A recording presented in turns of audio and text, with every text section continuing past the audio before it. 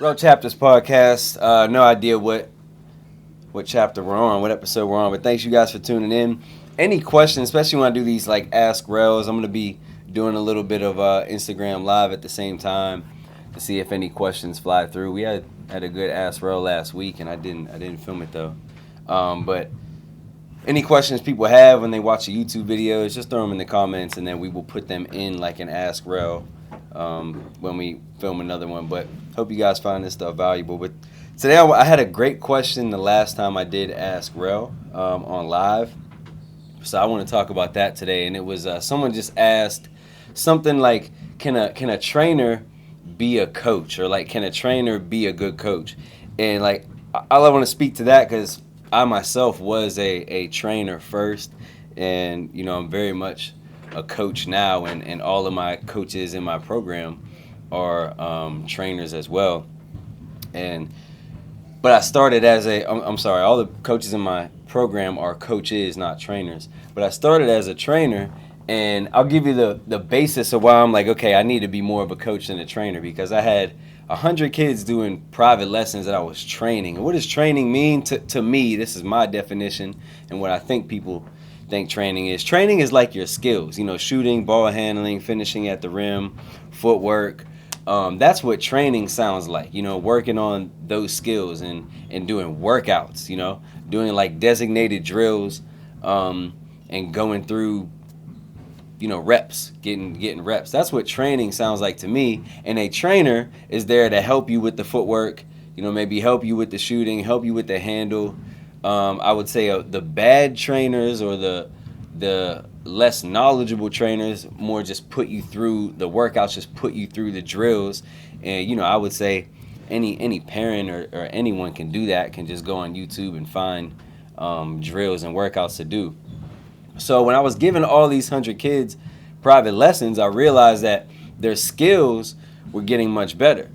But I'd show up at their games, or they come back to lessons, and they would tell me, you know, that stuff wasn't working. I don't have confidence to do the things that we've worked on. Or I go to the games and notice that the kid isn't doing anything, or doesn't even move, doesn't physically move the way that I've seen them move when we work. So that's what slowly, you know, got me to start coaching more than training. And then I hit a point where for a while I thought, you know, even working on your shot, you know, for a lot of kids that I was dealing with, it wasn't even worth their time. Not with me, not when their parents were paying money and they had limited time to show up to the gym. I felt like working on their jump shot was the least of our concerns if I'm only going to get to see you for an hour or two a week, or once every 2 weeks. So coaching them. So what's coaching? What's the difference in coaching and training? Coaching is hitting more of the mental aspect, whether it's building your confidence, whether it's building your IQ.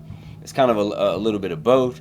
There's also skill stuff in there. I mean, like, I don't know, how to setting more screens is a skill in itself. You know, maybe you don't have to work on physically setting screens like it's a jump shot, but it's still a skill. So coaches can also help train as well and fix skills. But I realized that I needed to be more of a coach than a trainer. And I would say, you know, that still holds true now to, you know, most of the people doing training, doing any type of workout stuff, is they're too much of trainers rather than coaches. And the great thing about coaching is you're kind of more of a mentor when you're a coach. So it kind of goes a little deeper. You feel a little better about it. I would say it's more satisfying to be a coach than it is a trainer. Because you could train somebody and teach them how to shoot, but the kid never goes in the game and actually gets the shots off, or doesn't have the confidence to shoot them. So your work that you did as a trainer doesn't really get, you know, it doesn't really develop into anything. It's just kind of this raw skill just untapped sitting there. But when you're a coach, though, maybe you didn't teach the kid how to shoot, but you got them to understand what they were doing wrong on their screens and why they weren't getting open to shoot the ball. Or you made them understand that they're a little lazy when they don't have the ball in their hands, so they need to sprint more out in the open court so they could get open and catch and shoot for a kick out or something like that. Like that's coaching. And that coaching, when you do that, especially if you do it on the spot in a game, like literally while the game is going on, you pull the kid out and then explain that to him and put him back in the game. You know, now you directly impacted that kid, and he can take, or she can take, your coaching that you just gave them and physically go back in the game and get a shot off. Like, so coaching is kind of more satisfying. I would also argue that coaching is much harder. I realized that coaching was much harder once I transformed from doing a lot of training into coaching, because now you're managing personality. Like, I don't have to necessarily get you to believe me about if you're a real talented kid and everyone pats you on the back, but I want you to play harder, and I'm telling you you're not as good as you think you are. Just training you and working on your shot or your skills. I don't really need to convince you anything. I don't need to get you to believe me that you're not as good as you are. We're just working on raw skills. But if I have to coach you, or if you have to be a player on my team and I have to coach you in a game and get you to win, and I got to get you to believe me. I need you to believe that you're not as good as you are, because to get you to set better screens or box out more or be a better teammate, that I gotta convince you in order to change your mentality, to change your behavior. Changing your mentality and a behavior in a skills workout is so minor, unless you're trying to put a kid through like a conditioning workout or something. But being a coach, you have to manage personality, and managing personality is extremely tough because everyone has different personalities. There are people who can get put in buckets, but it's hard to do because you're constantly having to communicate and figure out how to communicate. So it could take longer, it could be, you could want to give up, you could get tired of dealing with kids, they could get tired of dealing with you. There's much more communication, just a lot more communication. So being a coach is just grueling. It's a grind, and it's hard to do. And most people don't want to do that with third graders either. They only want to do it with a Division I high school kid. But to get in the mud and deal with a fourth grader, it's a different thing. While I'm doing this, I want to try to grab some of these questions.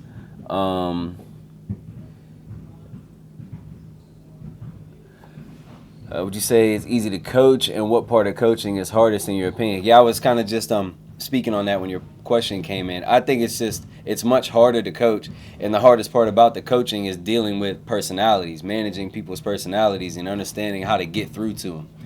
If I have a team of 10 kids, or even just 5, if I have 5 starters and one kid is shy, one kid is loud and over the top, one kid is really cocky, one kid has no confidence, and the other kid has severe ADHD, I got to try to manage all of that and make it work together. It's just very tough to do. It's very tough to do. So I think the better communicator you are, just as a human being, the better communicator you are, you'll probably have a better time with that, and you'll be able to make an impact on the kids quicker.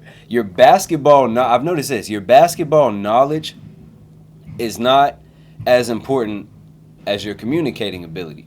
Because like I said, take that same example of those 5 starters that I have. I might know the best ways to run plays. I might know the best defensive schemes. But if they can't listen to me, if they can't believe what I'm telling them, if they can't run through a wall for me, if I say, hey, I want us to do X, Y, Z, if they don't want to go in that game and do it to the best of their ability, then I'm not really getting through. I'm not really getting them to execute my game plan, no matter how good my game plan was. So that's why coaching is much harder. But I will say, a good trainer, a really solid skills trainer, and saying those words is like cringe worthy to me these days. Like, I hate even saying those words because they're just so cliche. But like, a solid skills trainer is almost invaluable, because if I could take a player who's very athletic and has good size but just cannot shoot the ball, like is a really, really bad shooter, obviously if you have a lot of size and athleticism, if you can just shoot a little bit, I mean, you're talking the difference between maybe a Division III player and a professional, like possibly an NBA player. That might be a little far-fetched, but the gap is huge. If you give Gerald Green, people probably don't even know who he is. I'm trying to think of something. Okay, if you give Zion Williams, let me see. If I'm trying to come up with somebody who's a little bit more, Zion's not the best example. If you gave, I don't know, all right, if Ja Morant, let's use Ja Morant. If you gave Ja Morant Dame Lillard's shot, how would he be the best player ever? I don't know. Maybe he would, maybe he wouldn't. If you gave Kyrie Dame Lillard's shot, Steph Curry's shot, again, we're going far-fetched, but to add a jump shot to a lot of people, a lot of players, like dramatically can change things when you have a lot of size and athleticism. So, I mean, if Zion could knock down the three-pointer at 35%, it's a real game changer.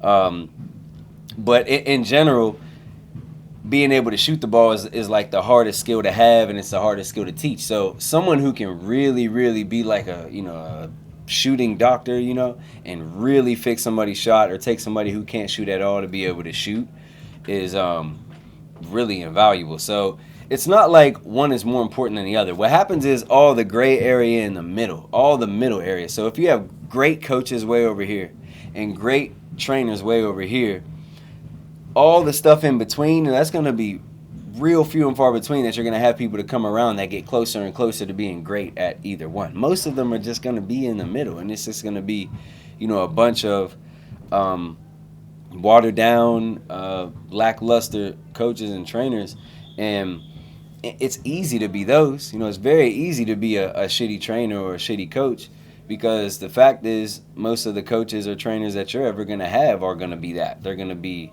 shitty. They're just going to be run of the mill. So when you talk about having kind of the best of both worlds, is as far as like, if someone asks, hey, I deal a lot with trainers, do I need to find a coach? Like, really what you want to find is somebody who can do both. I'd like to play on somebody's team who is a great coach, but can help me with my shot a little bit, or can point out things that are stopping me from getting to the hoop off of the dribble. I'd like best of both worlds. If I'm with a trainer all the time, I want that person to be able to affect me mentally, that person to be able to look at my film and tell me exactly why things aren't working, change my mentality and make me play harder, figure out how to design their workouts that are going to translate more to the games. That's what you really want. In a perfect world, you would really want both. Now, some people, I've heard people in the past that told me, well, we don't have that here. We don't have that in our area. And yeah, I would say there are probably great people in almost every basketball area. Areas where there are numerous AAU programs or facilities or anything, trust me, there are some great people there somewhere. You just got to find them and give them a chance. And I would say to the give them a chance part, too many people just jump around too quick because they want instant gratification. It's like if you go deal with a new team or coach or something, and you're not immediately starting, you're not immediately one of the best players on the team, or things don't immediately change with your game, people are so quick to jump ship, because there are so many options now. When there's 1,000 AAU teams in your city, yeah, but it's more likely people are going to switch teams more often, because if something doesn't go right quickly, they have so many other options to just jump to the next one. But I think a lot of the times you're just trading one problem for the other.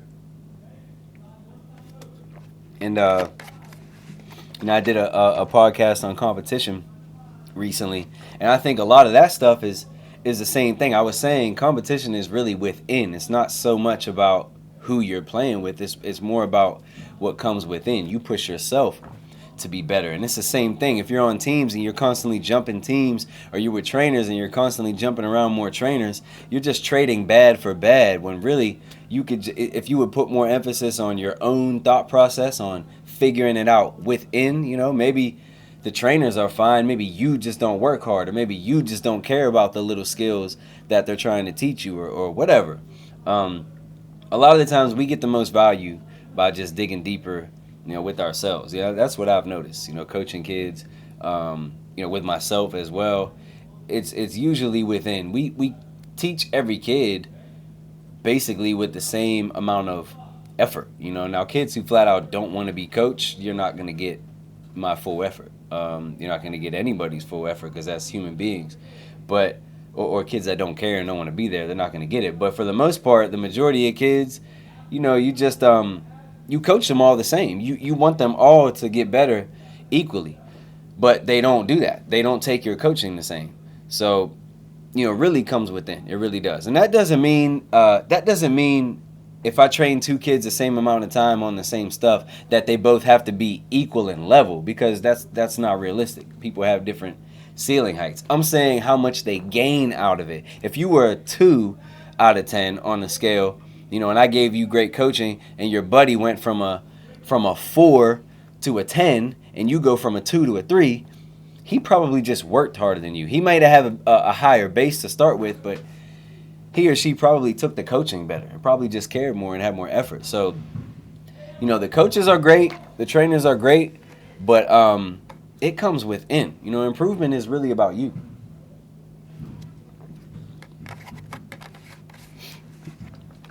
Fast turnaround.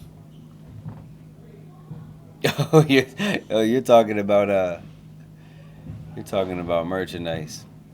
No thanks, brother. But yeah, so getting back to the skill stuff, I do think that, you know, especially in individual things that are individually tied to your game, like, you know, shooting the basketball, or you know, individual sports, individual skills, sliding and playing ball defense, keeping people in front of you. People who can really help you with those individual skills. Those people are, I mean, that stuff is gold. It really is. But it's not going to mean a whole lot if you aren't able to implement it. So some kids, I've realized, you can teach them the skills and they just have enough naturally to just take the skills and run with it. They don't need a ton of, you know, elaborating on top of the skill with what to do with it. But that's rare. Most kids do. Most players need a lot of elaboration on top of the skill to show, okay, here's the skill, but then this is how, why, and when you use that skill. And that is where the coaching comes in. So if your trainer can also coach you on those things, like I said, you got gold.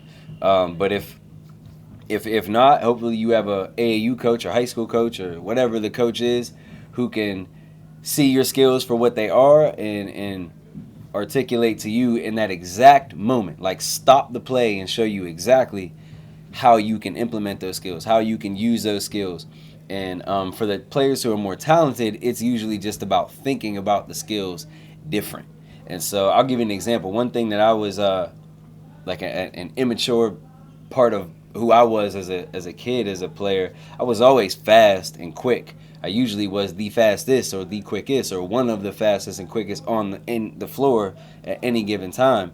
But I didn't use it all the time. Like, if I didn't have the ball on a fast break, if I didn't get the rebound or the ball wasn't outletted to me, I usually jogged. You know, I'd jog up the floor because I was stupid. I was a kid and thought the game only mattered when the ball was in my hand. I didn't realize I'm faster than everyone on the floor. Just run as fast as I can past everyone, catch it, and get a layup or whatever. And I had a coach one time that at the time he didn't articulate it the best way or the way that got through to me, but I realized it when I got older. But he used to always tell me, like, I used to get the ball. Actually, my dad used to tell me this. I used to get, you know, a rebound or whatever, a steal, and I would jog the ball up the floor because I liked to walk it up, let everything get set, and I like to go one-on-one, which was really 1-on-5, though. I just didn't realize that. When, you know, my dad and another coach would tell me, blow the ball up the floor, like sprint past everyone with the ball, run as fast as you can up the floor and just go get a layup. And I never did it. You know, it wasn't something that was in my nature to do it. So I had the skill or the physical ability of speed, but I didn't use it correctly. So a lot of the times with higher level players, with more talented players, with more athletic players, they don't need a ton more skill building. They just need a coach to put in perspective how they're not using their skill the best way. And for me, it was speed. You know, I didn't use it the best way. I needed someone to explain to me. But, you know, I was a hard-headed kid too, though. Like a lot of kids who are good, a lot of kids who are above average, they're usually just hard-headed, know-it-all idiots, you know. And I was that kid. I was one of those people. I didn't want to hear it. You know, I felt like I was too good and I didn't need you to give me advice. I didn't want to take it, you know. And those things directly, you know, negatively impacted my game, my career. And we see the same things, unfortunately, with kids that I've dealt with for years and years. It's sometimes hard to get through to younger players who are good and are talented because they've had so much success early that it's hard to tell them anything. They think they know more than anybody else because the proof is in their performance a lot of the time. You know, but at the end of the day, if you're, you know, an 8th grader your career doesn't stop at 8th grade. We're looking to prepare you for something in the future. So it's hard to get a child to look at the future. That's kind of another topic, but it's still with my premises what I was talking about of understanding how to train people on skills and then convert it into real coaching for games, which is seeing what we have and having enough basketball IQ to say, okay, here's how we're going to use what you have to really make you go in a game and be successful and make these skills actually matter. Because there are people in every city, every neighborhood of America that again where there's real basketball going on, that have talent but are never played a day after high school, or maybe never even were a great high school player, but they were more talented than kids on their high school team, because the skill is just one raw part. You really need a lot of mental side, a lot of coaching to go with it. So find yourself the best training and coaching, the best skill development and basketball IQ development that you could possibly find. If it comes from one home, one program, one person, then that's great. It's going to make things more convenient for you. But if you got to figure it out and you have to go to 2 different places to get those things, then you just got to do it. You got to do what you got to do, because you can't have just one. You can't have just one. So appreciate you guys tuning in. relacademy.com, where you can see all the things that we do basketball-wise to help and to add value to you. At Rel Academy is all of our social media handles, where we have basically unlimited amount of free information, free coaching, free videos.